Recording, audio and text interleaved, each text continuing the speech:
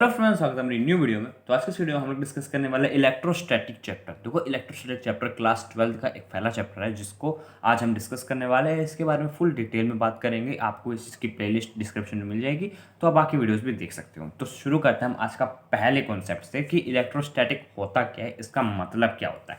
तो देखो, इलेक्ट्रोस्टैटिक, अगर आप इन दोनों चीज़ों को अगर सेपरेट करोगे, सपोज चैप्टर का नाम है, इससे ही शुरुआत कर लेते हैं। तो अगर इन चीज़ों को सेपरेट करोगे तो क्या बनता है? एक बनता है इलेक्ट्रो और दूसरा बनता है static.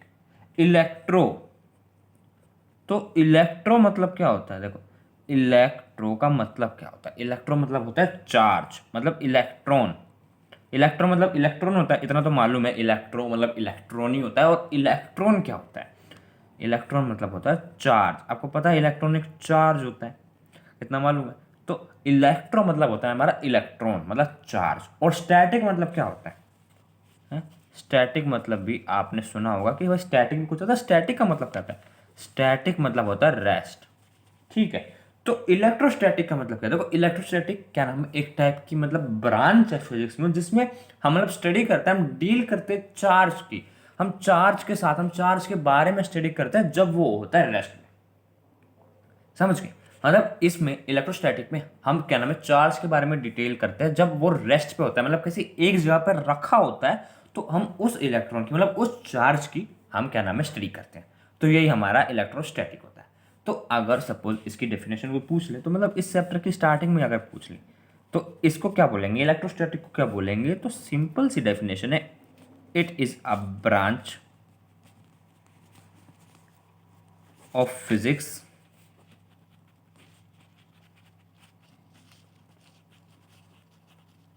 which deals with charge, it deals with charges लिख सकते हो आप, चार्जेस एट रेस्ट। ठीक है। तो इलेक्ट्रोस्टैटिक क्या है कि एक ब्रांच है फिजिक्स की जिसमें हम डील करते हैं चार्जेस के साथ, जो कि रेस्ट पे होता है। सिंपली आप चाहे तो डील की जगह आप क्या लिख सकते हो, स्टडी भी लिख सकते हो कि हम स्टडी करते हैं चार्जेस के ऊपर, जो कि मतलब रेस्ट पे होता है। तो इतना सिंपल होता है भाई। देखो, स्टार्टिंग का ये हमारा इंट्रोडक्शन था फिलहाल, मतलब ये इसका कि इलेक्ट्रोस्टैटिक होता क्या है, इसका मतलब समझ गए कि इलेक्ट्रोस्टैटिक क्या होता है। अब जरा आगे फर्दर डिस्कस कर लेते हैं। अब हमने डिस्कस किया इलेक्ट्रोस्टैटिक मतलब चार्ज, मतलब चार्जेस के बारे में डिस्कस करते हैं। तो चार्ज क्या होता है? देखो, आप लोग को पता है चार्ज क्या होता है। दो प्रकार के चार्ज होते हैं। चार्ज होते हैं हम पे दो प्रकार के। कौन कौन से? एक होता है हम पे पॉजिटिव है, मतलब एक फॉर्म में पॉजिटिव चार्ज होता है, और एक हम पे नेगेटिव चार्ज होता है। इतना सबको पता है। कुछ लोग इसको पॉजिटिव को कटायन भी कहते हैं और इसको अनायन भी कहते हैं, पॉजिटिव और नेगेटिव। मतलब पॉजिटिव इलेक्ट्रॉन होता है तो उसको मतलब पॉजिटिव, मतलब इलेक्ट्रॉन कह रहा हूँ, पॉजिटिव चार्ज होता है तो उसे कटायन कह देते हैं, नेगेटिव हो जाता है तो उसे अनायन कह देते हैं।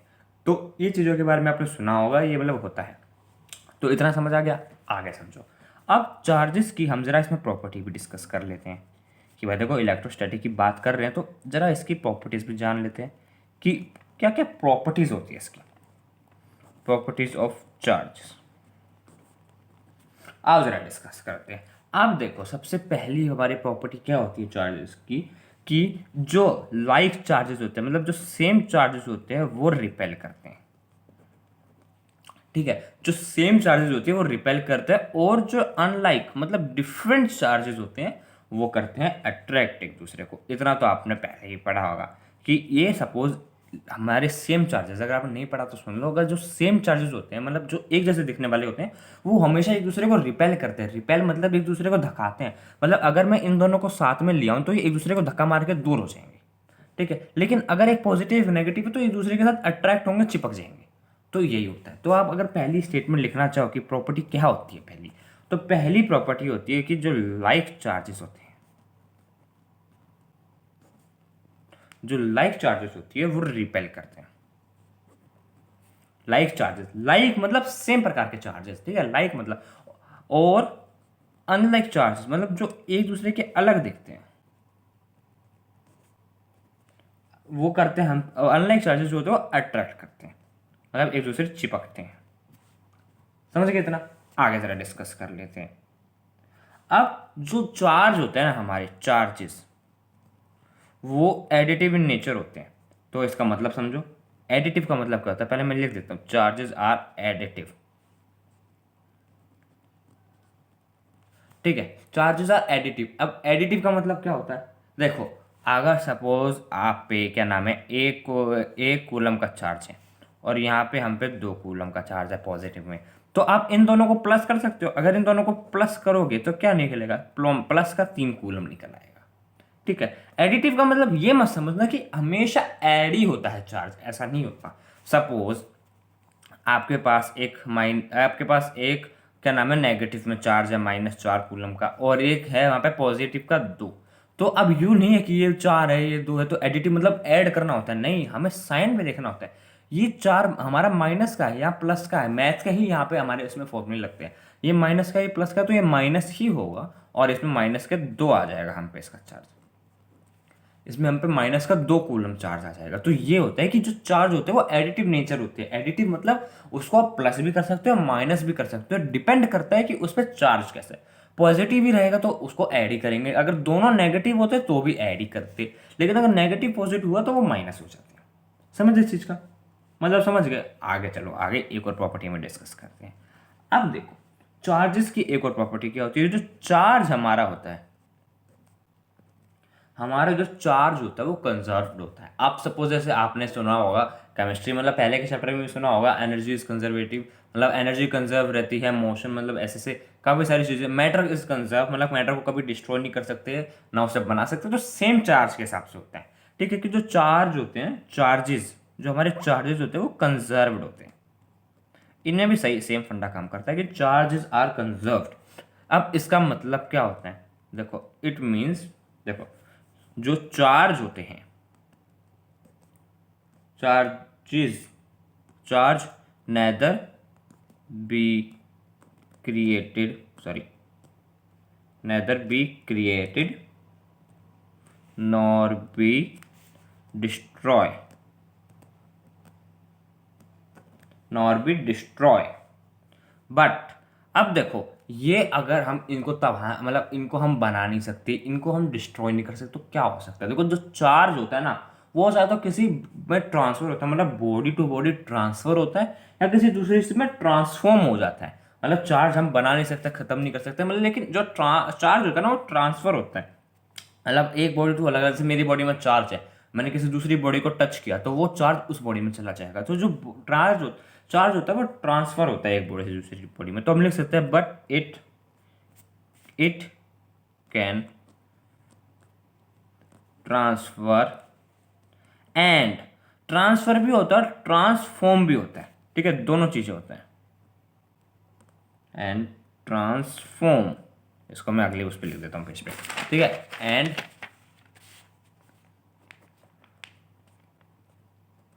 Transform from one body to another body. ठीक है, तो सिंपली इसका मतलब ये होता है, एक थर्ड प्रॉपर्टी होती है कि जो चार्ज होता है वो कभी हमेशा कंजर्व रहता है, उसको आप ना तबाह कर सकते हो ना क्रिएट कर सकते हो। बस चार्ज जो होता है एक बॉडी से दूसरी बॉडी में ट्रांसफर और ट्रांसफॉर्म होता है, सिंपल सा ये रहता है।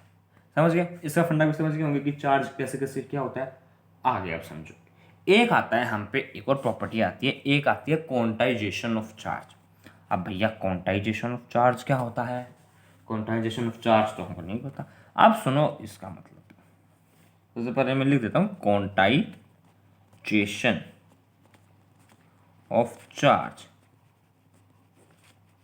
अब क्वांटाइजेशन ऑफ चार्ज का मतलब समझो। पहले क्वांटाइज का मतलब क्या होता है, क्वांटाइजेशन का मतलब क्या होता है। क्वांटाइजेशन का मतलब होता है कोई चीज फिक्स अमाउंट में है, मतलब फिक्स अमाउंट में। सपोज ये पेन लेने जाओगे आप बाजार में, सपोज ये पेन है, ये पेन अगर आप मार्केट में लेने जाते हो तो आप यूं तो नहीं बोलते ना मार्केट वालों की भैया आप आधा पेन दे दो, भाई पौना पेन दे दो, 1.5 पेन दे दो। नहीं, पेन की क्वांटिटी एक ही रहती है, अमाउंट एक ही रहता है। आप इससे 1 ले सकते हो, 2 ले सकते हो, 3 ले सकते हो।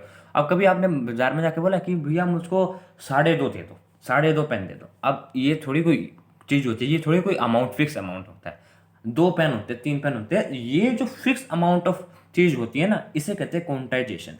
ऐसी चार्ज में होता है, चार्ज जो होता है ना हमेशा फिक्स अमाउंट में ही रहता है। ना क्या नाम है, मतलब चार्ज को आप यूँ आधा ना, चार्ज आधा होता ना पूरा, मतलब आधा नहीं होता, 1.5 2.5 कुछ नहीं होता। जो चार्ज हमेशा होता है एक इंटीग्रेटेड मतलब नंबर में होता है, फिक्स अमाउंट में, 1 कूलम हो गया, 2 कूलम हो गया, 3 कूलम हो गया, ऐसे होता है एक चार्ज। समझ गए? तो सिंपली यही होता है। तो जो चार्ज है ना, चार्ज, इसकी एक डेफिनेशन होती है, मतलब क्वांटाइजेशन ऑफ चार्ज की एक डेफिनेशन होती है। इसका तो मतलब समझो कि जो चार्ज है फिक्स अमाउंट में। अब चार्ज की डेफिनेशन समझो, इट इज एन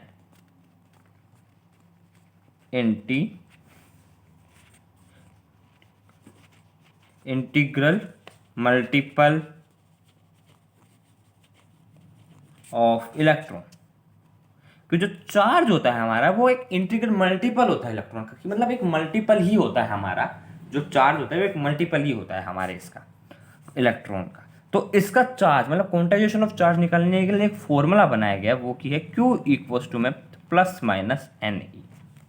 समझ गए? एक फॉर्मूला होता है, अगर किसी चीज़ का आपको क्वांटाइजेशन ऑफ चार्ज निकालना है, मतलब किसी चीज़ का चार्ज निकालना है आपको, इलेक्ट्रॉन दे रखे आपको, सपोज आपको इलेक्ट्रॉन दे दिया, अब आपको इसका चार्ज निकालना है, तो यहाँ पे आपको इलेक्ट्रॉन का मतलब वो पुट करना है, उसके मतलब सपोज किसी चीज़ का क्वांटाइजेशन, तो यहाँ पे इलेक्ट्रॉन का चार्ज पुट कर दो, बाद में आपको यहाँ पे वैल्यू दी जाएगी, और बाद में आप इसके साथ में क्वांटाइजेशन ऑफ चार्ज उस चीज़ का निकाल सकते हो। तो सिंपली इसमें यही था और कुछ भी नहीं था, सिंपल सा था क्वांटाइजेशन ऑफ चार्ज में भी। ठीक है, आई होप आपको इसमें कोई डाउट नहीं है होगा। अब जरा आगे थोड़ा डिस्कस कर लेते हैं। तो इसमें ना देखो, इस चैप्टर में थोड़ा हम अगर डिटेल में बात करें तो इलेक्ट्रॉन्स के साथ ना कुछ अलग अलग पार्टिकल्स भी आते हैं। तो अब उन पार्टिकल को डिस्कस कर लेते हैं। ठीक है, सबसे पहले जो पार्टिकल आता है वो आता है यहाँ पे अल्फा। अल्फा पार्टिकल को सब जानते होंगे भैया, बहुत पहले पढ़ा हुआ है, बहुत पुरानी दोस्ती से। एक दूसरा आता है, एक आता है बीटा। ठीक है, एक हम पे आता है गामा। अब ये तीनों मतलब 3 पार्टिकल्स होते हैं। तो अब आप आज इसमें मतलब पढ़ने वाले हो कि इन 3 पार्टिकल्स होते क्या, अल्फा बीटा पार्टिकल्स हमने सुना है कि क्या होते हैं अल्फा बार, तो ये होता क्या है, आज हम इसको डिस्कस कर लेते हैं। तो देखो, अल्फा पार्टिकल क्या होता है? अल्फा पार्टिकल एक्चुअल में हीलियम पार्टिकल होता है, He। ठीक है, अल्फा पार्टिकल हीलियम पार्टिकल होता है। बीटा पार्टिकल जो होता है ना, वो इलेक्ट्रॉन होता है। इलेक्ट्रॉन तो सब जानते हो, इलेक्ट्रॉन क्या होता है। और जो हमारा क्या नाम है, गामा होता है, वो फोटोन होता है। अब फोटोन क्या होता है भैया, आपने अगर ढंग से अपनी 11th पढ़ी होगी ना, 11th की केमिस्ट्री पढ़ी होगी, तो सेकंड चैप्टर में आता है फोटोन। तो फोटोन को चलो मैं बताता हूँ, फोटोन जो होते हैं वो स्मॉल पैकेजेस होते हैं, एक किसी एनर्जी के मतलब लाइट के स्मॉल पैकेजेस होते हैं, डिसकंटिन्यूस में, उसमें डिसकंटिन्यूस उसमें प्रोसेस में होते हैं, एक स्मॉल पैकेट्स लाइट के, उन्हें फोटॉन्स कहा जाता है। ठीक है, इतना मतलब समझ गए कि फोटॉन्स क्या होता है। बाकी डिटेल में अगर आपने पढ़ा होगा अपने 11th क्लास में तो आपको समझ गया होगा, मैंने बाकी फोटॉन्स बता दिया कि स्मॉल पैकेट्स होते हैं, डिसकंटिन्यू उसमें मोशन के अंदर होते हैं। तो इसका मतलब समझ गए, अल्फा पार्टिकल होता है हमारा हीलियम पार्टिकल्स होते हैं, बीटा पार्टिकल इलेक्ट्रॉन्स होते हैं, और गामा पार्टिकल हमारे फोटॉन्स होते हैं।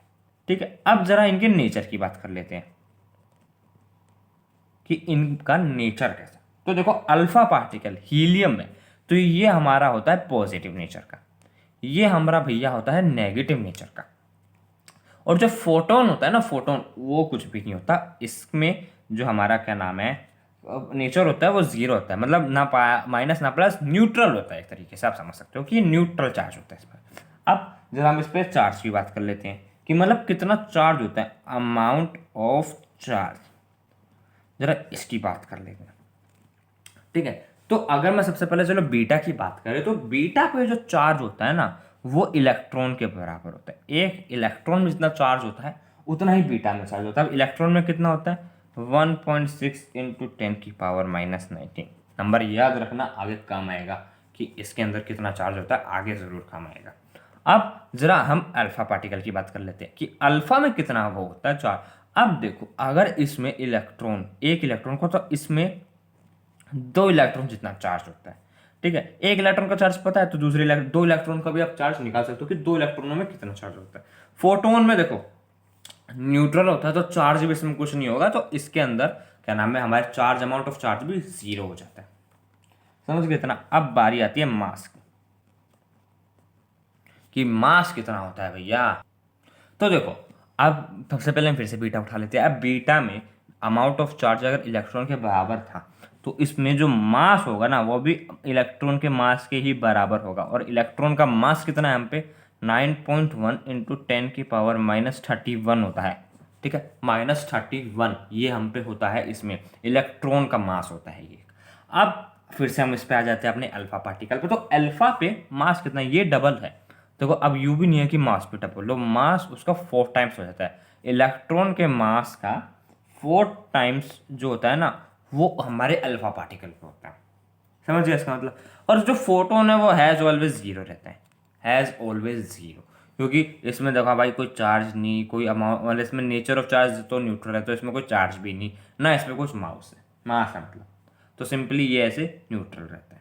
Any doubt? कोई डाउट नहीं आना चाहिए भाई, यहाँ तक तो काफ़ी सिंपल समझाया। आगे ज़रा पढ़ते हैं। तो एक इसमें क्या नाम है, हम पर लास्ट एक और इसका इसमें वो आती है, जैसे नेचर वेचर, इसमें एक चीज़ और आती है, वो आती है पेनिट्रेशन।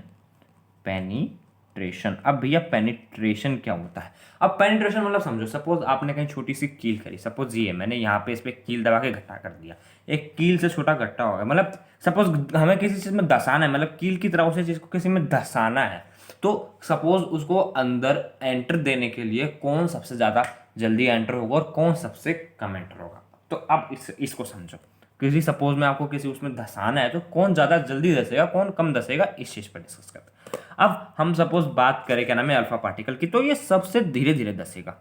सपोज आप किसी ईंट में से धसाओगे तो सबसे धीरे धीरे धसेगा।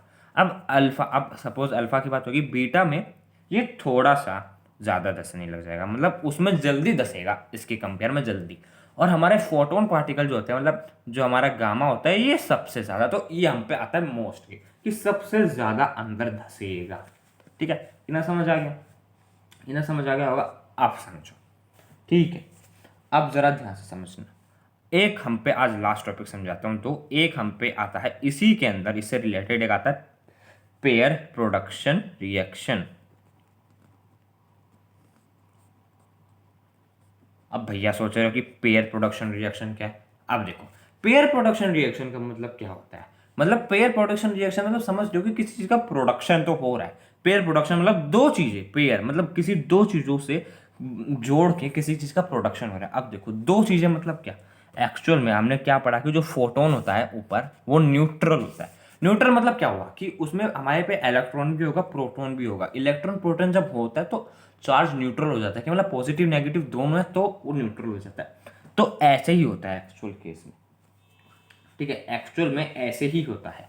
तो पेयर प्रोडक्शन मतलब क्या होता है कि किसी चीज का प्रोडक्शन होना, पेयर में किसी चीज का प्रोडक्शन होना।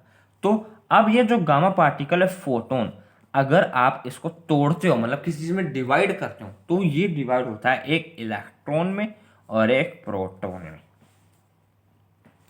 समझ गए इतना? ये डिवाइड होता है इलेक्ट्रॉन में और प्रोटॉन में, इन चीज़ों में डिवाइड होता है। और मैंने आपको बताया था कि जो चार्ज होता है वो कंजर्व रहता है, वो बदलता नहीं है। तो इसका जो क्या नाम है इनिशियल चार्ज होगा, वो इसके फाइनल चार्ज के बराबर ही रहेगा, कि मतलब जो गामा का चार्ज है वो इन दोनों के चार्ज के बराबर ही रहेगा, इनिशियल फाइनल दोनों साथ में रहेगा। समझ गए इसका मतलब कि पेयर प्रोडक्शन मतलब गामा में से पेयर प्रोडक्शन मतलब दो चीज़ें बाहर आती है पेयर में, एक क्या आती है इलेक्ट्रॉन और एक आता है हमारे पे प्रोटॉन। क्लियर है इतना? अब जरा आगे समझो। अब हमारे बात आती है एक लास्ट चीज, एक आती है इनहिलेशन और एनिलेशन। मतलब आप इसको कुछ भी कह सकते हो, चाहे तो इसे इनहिलेशन कह रहे हो या तो इसको एनिलेशन कह दो, मतलब बाकी प्रोनाउंसिएशन आप पे, आप कैसे कहना चाहोगे। तो अब इसका क्या होता है, ये इसका बिल्कुल उल्टा हो जाता है। यहाँ पे क्या नाम है गामा पार्टिकल से निकल के इलेक्ट्रॉन प्रोटॉन में डिवाइड हो रहा है, यहाँ पे उल्टा हो जाता है। यहाँ पे इलेक्ट्रॉन प्लस प्रोटॉन बनता है गामा पार्टिकल। सिंपल सा। इनिलेशन इनिलेशन मतलब ये होता है इलेक्ट्रॉन और प्रोटॉन जुड़ जाए तो वो गामा पार्टिकल बन जाता है, और बस सिंपल सा यही प्रोसेस होता है। और पेयर प्रोडक्शन में मतलब इन दोनों को, ये जो हमारा गामा पार्टिकल होता है वो दो पेयर में डिवाइड होता है, एक होता है इलेक्ट्रॉन, एक होता है प्रोटॉन।